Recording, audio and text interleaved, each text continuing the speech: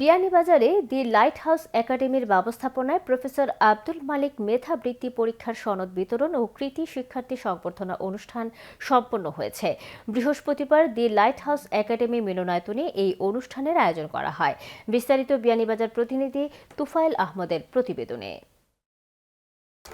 বিয়ানীবাজারে দি light house একাডেমির ব্যবস্থাপনায় আয়োজিত প্রফেসর আব্দুল মালিক মেধাবৃত্তি পরীক্ষার সনদ বিতরণ ও কৃতি শিক্ষার্থী সংবর্ধনা অনুষ্ঠান অনুষ্ঠিত হয়েছে। গত বৃহস্পতিবার দি লাইট হাউস একাডেমি মিলনায়তনে এই অনুষ্ঠানের আয়োজন করা হয়।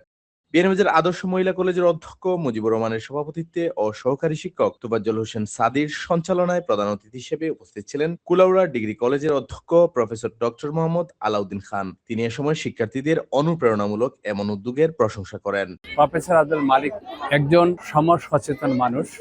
শিক্ষা বিস্তারের জন্য তার যে ভূমিকা, এটা নিঃসন্দেহে প্রশংসার দাবি রাখে।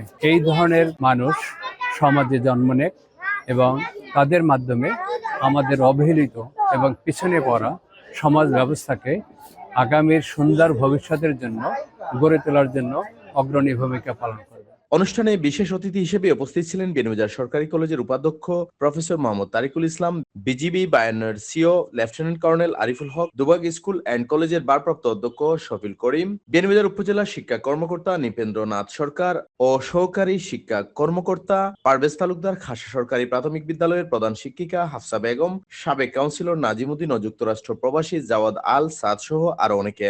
প্রফেসর আব্দুল মালিক স্যার এই নতুন প্রজন্মকে গড়ে তোলার ক্ষেত্রে তিনি পৃষ্ঠপোষকতার হাত নিয়ে এগিয়ে এসছেন। এটা নিঃসন্দেহে আশা জাগানিয়া।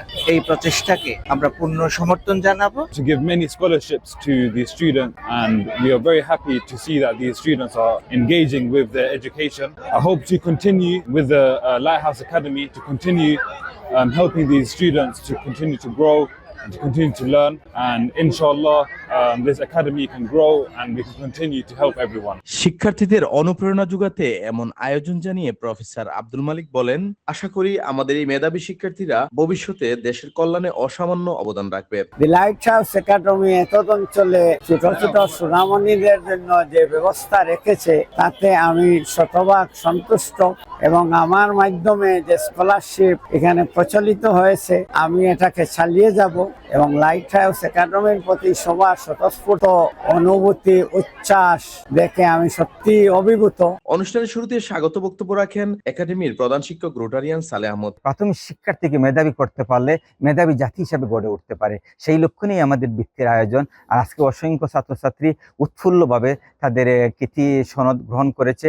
এই ছাত্ররাই আগামী দিনের ভবিষ্যৎ। তাদেরকে যদি সঠিকভাবে আমরা গাইডলাইন করতে পারি, তারাই এই দেশকে আলোকিত করতে পারবে। আর তারাই যদি আলোকিত হয় তাহলে এই প্রফেসর আব্দুল মালিক মেধাবৃত্তি পরীক্ষা এবং আমাদের লাইট হাউস একাডেমিতে শিক্ষা কার্যক্রম আলোকিত মানুষ গড়া এবং দায়িত্বশীল মানুষ গড়া, সেটা সার্থক এবং সফল হবে। অনুষ্ঠানে মেধাবী শিক্ষার্থীদের মাঝে বৃত্তির সনদ বিতরণ করা হয় এবং কৃতি শিক্ষার্থীদের সংবর্ধনা দেওয়া হয়। একই একাডেমির প্রতিটি শ্রেণীর 1 থেকে 5 জন উত্তীর্ণ শিক্ষার্থীদের সংবর্ধনা প্রদান করা হয়। শেষে অতিথিদের হাতে সম্মাননা স্মারক তুলে দেওয়া হয়।